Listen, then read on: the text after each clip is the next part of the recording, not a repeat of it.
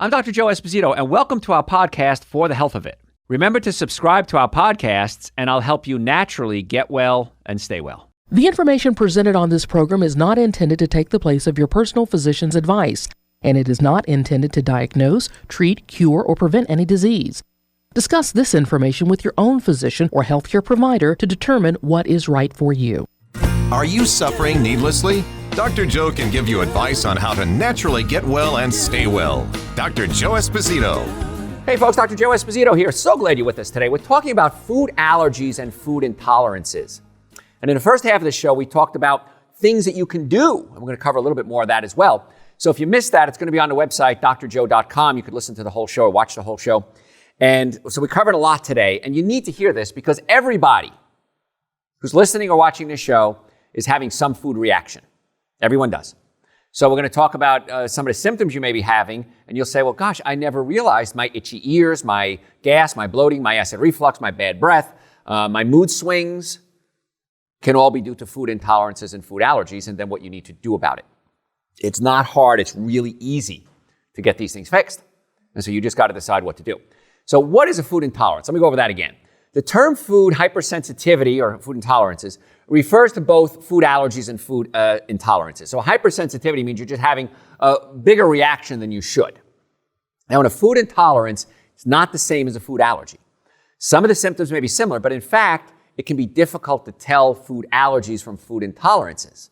And that's where the challenge comes in.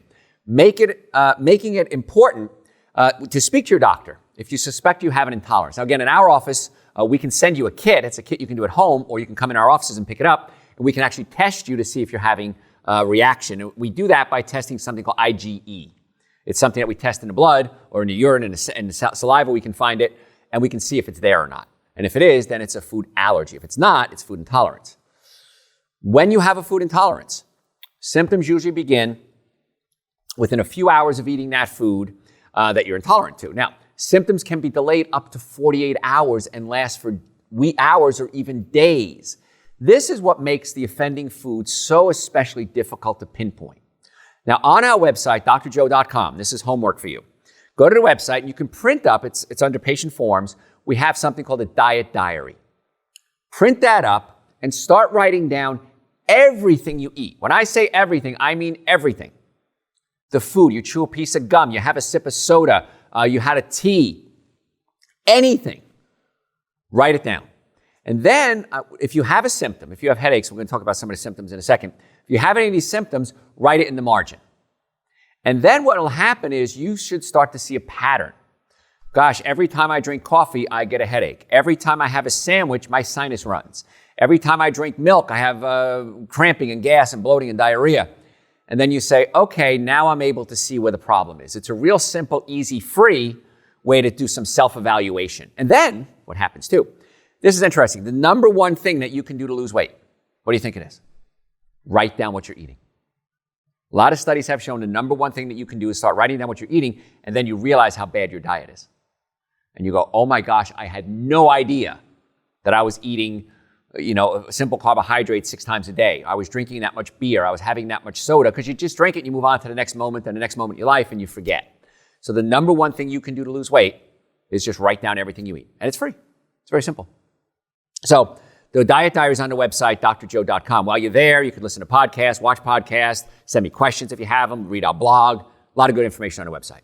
So if you frequently consume foods that you're intolerant to, this is the other thing. It may be more difficult to correlate the symptoms to a specific food. If you have dairy products every single day, and you have runny nose and ear infections, and you have gas and bloating and diarrhea, and your breath stinks and your skin breaks out, you can't figure it out, it's because you're eating it every single day. That's when we have to go into an elimination diet. And that's why the 2 things to start with are wheat and dairy products. Cut those out of your diet. Now, while symptoms from food intolerances vary, they most often involve the digestive system. You might have skin or respiratory issues, difficulty breathing, skin rashes. We talked about that. So common symptoms. If you have these symptoms, consider either a food allergy or food intolerance. And again, we can test for the food allergy, some of them in our offices. Diarrhea, bloating, rashes, headaches, nausea, fatigue, abdominal pain, runny nose. It can actually aggravate acid reflux, flushing of the skin. All these can be signs of a food intolerance or food allergy. Now, food intolerances are commonly diagnosed by what we call the elimination diet. specifically designed to narrow down the offending foods or other foods. There's other methods as well. It might not be a food. It might be a perfume. It might be a deodorant. It might be a hairspray. It might be a lip balm that you're putting on. Makeup, it could be these things too. So the elimination diet, when I say it, isn't just food. It's about lifestyle. Okay? So elimination diets remove foods most commonly associated with intolerances for a period of time until the symptoms subside.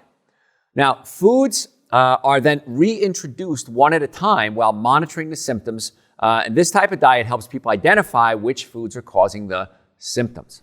Now, here are some of the common food intolerances. Okay, these are the foods you might want to consider taking out, leave them out for a couple of weeks, and then put them back in one at a time. Dairy, we have to cover that again. Lactose and the sugar is commonly found in dairy products. It's broken down by lactase, and which is necessary in order for lactose to be broken down lactase breaks down to lactose, and then you can absorb it. Lactose intolerance is caused by a shortage of the lactase enzymes. And this causes an inability for lactose to be broken down, and it results in digestive symptoms. Symptoms of lactose intolerance are abdominal pain, bloating, diarrhea, gas, nausea. Lactose, the sugar found in milk, anything with OSE, by the way, is a sugar. Anything with ASE is an enzyme. So lactose is broken down by lactase. Lactose intolerance, extremely common.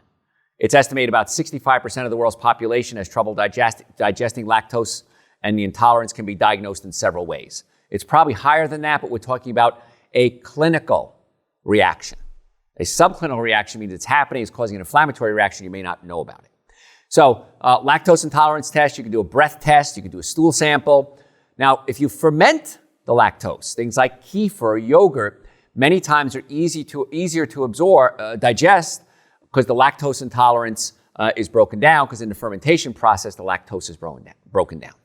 So they contain less lactase, fermented products, than other dairy products, because it's fermented. And now here's the thing with dairy. We keep thinking, how can I drink cow's milk? I can do kefir, I can do yogurt, I can add enzymes to it, lactase to it. I can drink the milk that has the enzyme taken in or the lactose taken out. That's all well and good, but why don't you just avoid the dairy? It's just that simple. I haven't had dairy products in about 34 years. Not asking you to do that. I am asking you to consider how easy it is not to do it. And when you do it, and I've been doing this for years now, patients come to me and say, Dr. Joe, why didn't I do this sooner? How could it have been any easier to change my health, to save money, to feel better, probably live longer, have more energy, my love life improves, my skin clears up? Why did I fight you so long?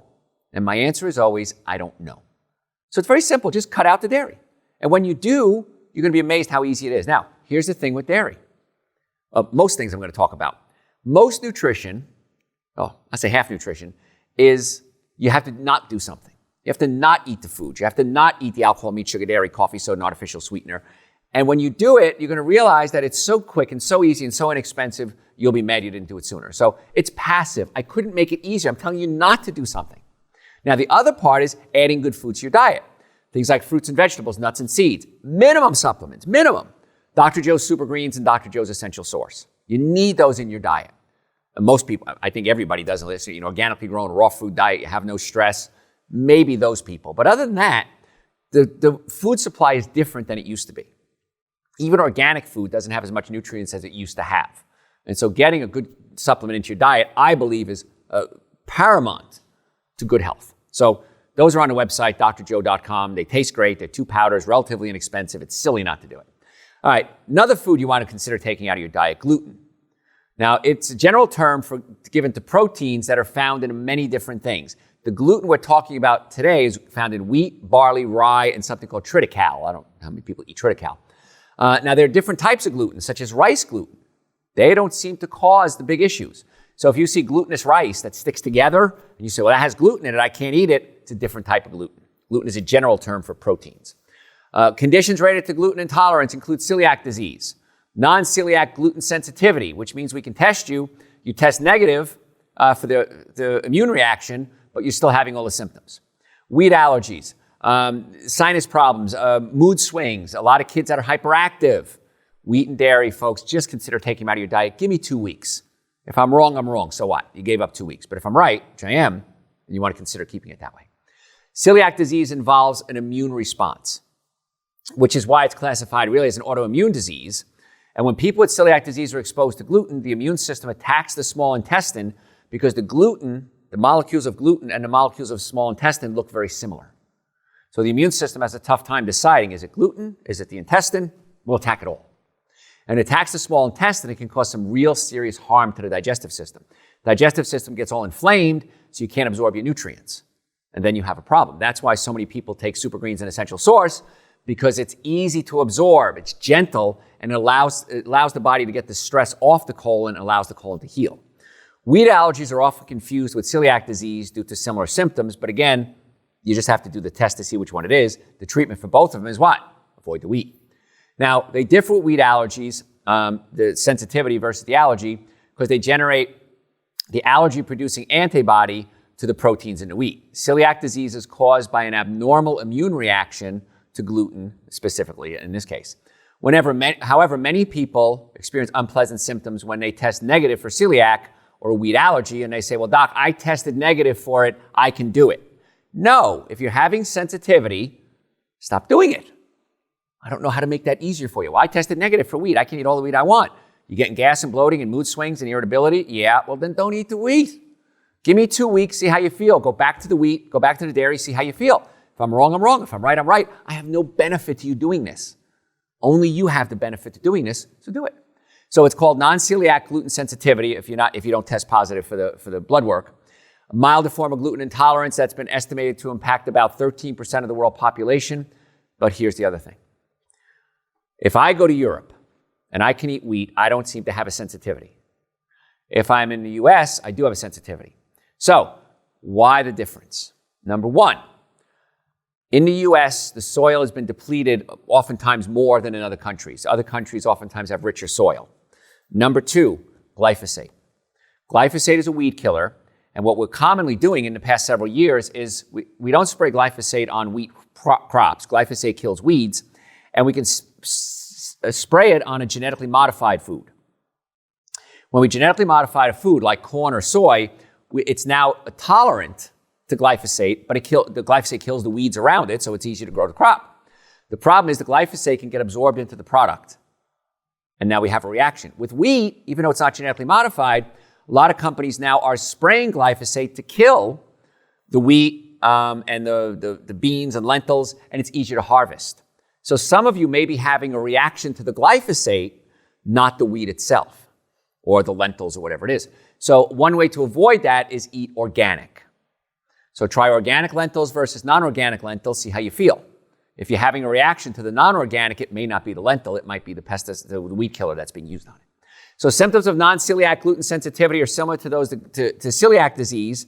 And again, bloating, abdominal pain, diarrhea, constipation, headaches, fatigue, joint pain, skin rash, depression, anxiety, anemia.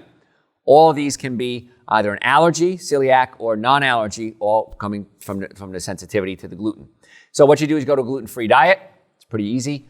It involves adhering to a diet free from foods that contain gluten, such as breads, cookies, cakes, donuts, pastas, beer, baked goods, crackers, sauces, gravies, dresses. It's snuck in there a lot. Soy sauce oftentimes has wheat in it. You don't think about it. I'm going to a Chinese restaurant. There's no wheat there. There's no bread, cookies, cakes, donuts, or pastas. And this soy sauce has it in there. So you got to dig a little bit. Gluten-free is not that hard to do. One of the problems I have with people that do gluten-free is that there's a lot of junk food. I've been to these gluten-free expos. I've been a speaker at gluten-free expos. And they're selling cookies and cakes and donuts and pastas. And oh my gosh, the greatest thing in the world, it's all gluten-free. It's still processed sugar. Just because it doesn't have gluten in it doesn't mean it's a health food. The best foods are going to be what? Fruits, vegetables, nuts, and seeds. Caffeine. I have this reaction. Caffeine is a chemical. It's found in a wide variety of beverages like coffee, soda, teas, energy drinks. It's a stimulant. So it reduces fatigue. It increases alertness when consumed. You all understand what caffeine does, but it does so by blocking receptors in the brain called adenosine receptor sites. So what happens is adenosine is released in your brain. It's absorbed at an adenosine receptor site, and then you get tired. It's telling you, hey, you know what, Joe? You've worked too hard. Go take a break. When you take caffeine, it looks like adenosine. So it blocks up the adenosine receptor site so you don't absorb the adenosine, so you stay awake. Now, caffeine is also a stimulant to the nervous system, but this is another way it works. But here's the problem. Your brain says, hey, wait a minute, Joe, I need rest. and I'm not getting tired. So I'm going to produce more adenosine receptor sites so that I can absorb more adenosine so I can get tired. That's why when you started with 1 cup of coffee, then you had to go to 2 and 3 and 4 and 8 and 10 or whatever it is. So your brain chemistry, your physiology and physically, the brain is changing when you drink caffeine. So what happens is when you start to come off the caffeine, you get those headaches. So that's why in my first book that I wrote called Eating Right for the Health of It, I have a chapter called Kicking the Habit. You want to take 1 tablespoon of coffee every hour as you start to come off your caffeine. Always organic. You don't want to do coffee that's not organic, loaded with pesticides. And 1 tablespoon, and that's just going to just give you enough so the brain can start to reshape itself and reboot, so to speak. So the neurotransmitter adenosine, it regulates sleep, the sleep-wake cycles, and it can cause drowsiness. So that's how we explained how you block up those receptors with caffeine. Some people are more sensitive to caffeine and experience reactions after consuming even a small amount, myself included. This hypersensitivity to caffeine has been linked to genetics, as well as a decreased ability to metabolize and excrete caffeine. So caffeine sensitivity is different than caffeine allergies, which involves, again, the immune system. But again, the symptoms are the same. So as far as you're concerned, many times allergic reactions and sensitivities to these symptoms are the same. The problem is if you have the allergy, it can escalate quickly and could potentially be life-threatening. So that's why you want to find out if it is an allergy versus a sensitivity so that you can prepare yourself for it. People with a hypersensitivity to caffeine experience some of the following symptoms after consuming even a little bit of caffeine. Rapid heart rate, that's me. Anxiety, me. Jitters, that's me. Insomnia, that's me. Nervousness, restlessness, that's me. And I get headaches. So you got to be careful. If you're having headaches, it might be from the caffeine, and you got to be careful. Like I couldn't take an aspirin because it has caffeine in it. I can take acetaminophen, which helps block pain. I can take ibuprofen, which blocks inflammation, but I can't take an aspirin because it has caffeine in it. Now, some people take caffeine, it helps their headache, makes me worse. So again, you got to figure out how you respond. People with a sensitivity to caffeine should eliminate their intake by avoiding foods and beverage, of course, that contain caffeine. Coffee, sodas, energy drinks, teas, chocolate. Got to be careful with that too. Salicylates. Salicylates are naturally occurring chemicals, and people can have reactions to these, that are produced by plants, and it's a defense against environmental stressors like insects and disease. So salicylates have anti-inflammatory properties. That's why it's called salicylic acid, which is what? Aspirin. Okay? In fact, foods rich in these compounds have been shown to protect against certain diseases like colorectal cancer because they're anti-inflammatory. That's why people say take a baby aspirin. It's anti-inflammatory. For me, not a good idea because I probably have a reaction to salicylates as well. Now, these natural chemicals are found in a wide variety of foods such as fruits, vegetables, teas, coffee, spices, nuts, honey. Now, I can eat small amounts of them. I don't have a problem. Aside from being a natural compound in food, salicylates are often used as a food preservative and, again, found in medications. So excessive amounts of salicylates can cause health problems. Most people have no problem consuming normal amounts of salicylates that are found in foods. However, some people are extremely sensitive to these compounds and can develop adverse reactions in even small amounts. I can eat small amounts, but I can't take it in a concentrated form. Symptoms of salicylate intolerance include stuffy nose, sinus infections, nasal and sinus polyps, asthma, diarrhea, gut inflammation, colitis, hives. So once again, you want to go to my website, drjoe.com, and print up the diary and start writing down what you're eating and then see if you're having a reaction to those foods. You'll be able to chart it. It's pretty easy. It's impossible to completely remove salicylates from the diet, but salicylate intolerance should be avoided. Foods that are high in salicylates, such as certain spices, coffee, raisins, oranges, as well as cosmetics and medications that contain the salicylates. Gosh, got so much to cover, so little time. On the website, folks, drjoe.com, we're going to put this and well over 1,000 hours of other shows. So if you missed something, I know I'm running through a lot of stuff today, go to the website, drjoe.com. You can watch and listen to podcasts, send me questions through the website, read my blog, the supplements we talk about. Like I said, the minimum supplements you should be taking, Super Greens and Essential Source, are on the website, drjoe.com. So do digestive enzymes, bunch of other stuff too. So the website's a great source of information. Amines. This is another food people have reaction to. Amines are produced by bacteria during food storage and fermentation and are found in a lot of foods. Now, there's a wide variety of different types of amines. Histamine is the most frequent one associated with food-related intolerances. Histamine is a chemical, it's in the body, and it plays a role in the immune system, the digestive system, the nervous system. It helps protect the body from infection by creating an immediate inflammatory response to allergens. This can trigger sneezing, itchy eyes, watery eyes. And in order to potentially excrete harmful invaders in the body without an intolerance, histamine is easily metabolized and excreted. So you don't have an intolerance, you get a bug bite, you itch a little bit, and it's done. If you have a sensitivity to it, it's a problem. Some people aren't able to break down histamine properly, and that can cause a buildup in the body. So the most common reason for histamine intolerance is impaired function of enzymes. Remember enzymes? They break things down that are responsible for breaking down histamine. So if you have a reaction like flushing skin, hives, headaches, itchiness, anxiety, stomach problems, diarrhea, low blood pressure, all these can be reactions to histamine. Now, people with an intolerance to histamine should avoid foods that are naturally high in this chemical, which are what? Fermented foods, wines, pickled foods, cured meats, dried fruits, citrus fruits. Citrus fruits are high in histamine. Avocados. Avocados are good for some people, they're not good for others. You have to see how you do, and that's why the diet diary is so helpful. Smoked fish, vinegar, soured foods like buttermilk, fermented alcoholic beverages like beer and wine. If you have these reactions, don't do it. It's very simple. Now, food MAPs. This is an interesting word, FODMAPs. It's an abbreviation that stands for fermentable oligodimonosaccharides and polyols. So food MAPs or food MAPs, these are foods that have short-chain carbohydrates. They occur naturally in food, and they can cause digestive distress. They're carbohydrates that aren't being broken down properly. So food MAPs are poorly absorbed in the small intestine. They travel into the large intestine, where they use this fuel by the gut bacteria, and the bacteria break them down and now ferment them, and that can cause problems. Now, the FODMAPs, FODMAPs, produce things like gas and bloating and discomfort. These carbohydrates have what we call osmotic properties. That means they draw fluid into the digestive system, which can cause diarrhea and discomfort. So FODMAP or food MAP, depending how you want to pronounce it, include things like bloating, diarrhea, gas, abdominal pain, constipation. These intolerances are often common with people with irritable bowel syndrome or IBS.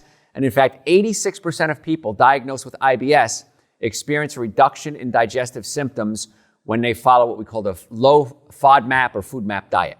Now, these foods, if you're having reactions to these foods, and again, if you have the diet diary, you'll see it. Apples, soft cheeses, honey, milk, artichokes, bread, beans, lentils, beer. Again, they're carbohydrates that just aren't being broken down. So if you're having these reactions, once again, diet diary on my website, drjoe.com, print it up. It's yours for free. I'll never see it after you print it. And you can start writing down what you're eating, write down your reactions, and then you start to see, gosh, every time I have apples, I have a reaction. Every time I have beer, I have a reaction. Every time I eat artichokes, I have a reaction. Maybe these foods aren't good for you, but then what do we do about it? A couple of things we said at the top of the show in case you're just tuning in. If you have acid reflux, heartburn, burping, gas, bloating, it could be a sign that your stomach is physically pushing up against your diaphragm. And what we can do, my doctors, I've trained them to do this, is adjust or pull the stomach down away from the diaphragm. So that acid reflux that you think is just annoying and you're taking medication for can be very serious. Because as acid comes up into the throat, the acid can irritate the esophagus and can lead to things ultimately like esophageal cancer. If you have chronic cough, you're always clearing your throat. If you have sinus problems, that could be the acid coming up into the throat. And you're probably not breaking down your proteins properly. Proteins then pass from the stomach into the small intestine, where they can cause an inflammatory reaction, and they can tear little holes in your gut. And now you're absorbing these big chunks of protein, and we call that leaky gut syndrome. So if you're having these issues, the problem might be physical.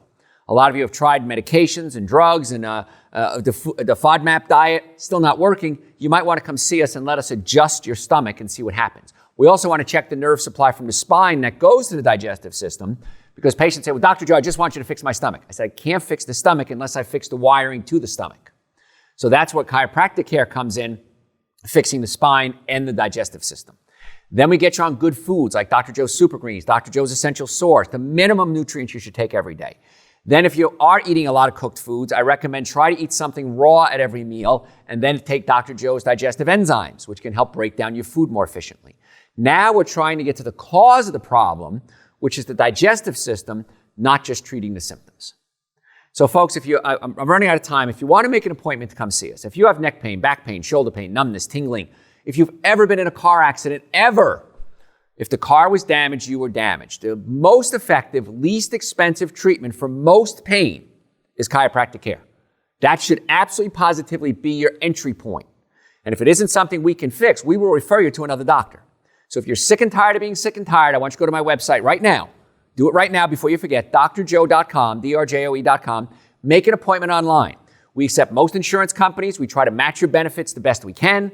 Car accidents, sports injuries, workers' comps. A lot of judges, attorneys will send us the patients because they don't know what else to do. And that's why we're usually the last resort. We want to be your first resort. So if you're sick and tired of being sick and tired, go to the website right now, drjoe.com. In the Atlanta area, we have offices in Marietta, Duluth, and Stockbridge. I'm Dr. Joe Esposito. Catch you next time. Thanks for listening to For the Health Fit. Remember to subscribe to this podcast, and I'll help you naturally get well and stay well. You can also listen to and call into my radio show live Sunday evenings from 7 to 9 Eastern Time on WSBRadio.com and on the WSB Radio app.